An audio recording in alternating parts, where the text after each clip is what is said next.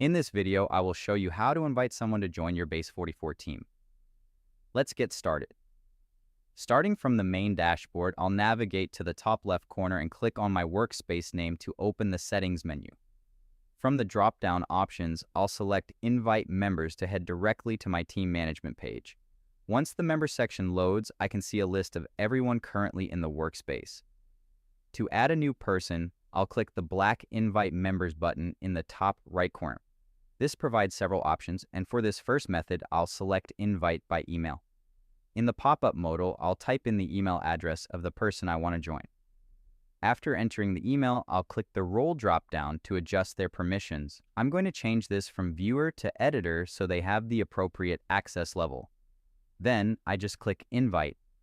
A confirmation message appears at the bottom right, and the new member now shows up as pending in my list.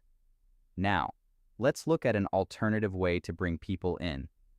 I'll click Invite Members again, but this time I'll select Create Invite Link. I'll set the default role for this link to Editor, and then click Create. The system automatically generates the link and copies it to my clipboard for easy sharing.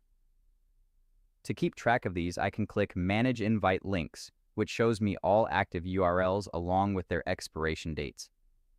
From here, I can easily copy the link again whenever I need it. This streamlined invitation process ensures your team can scale quickly as you develop your next big idea. If you found this walkthrough helpful, please consider liking the video and subscribing for more quick tips and tutorials.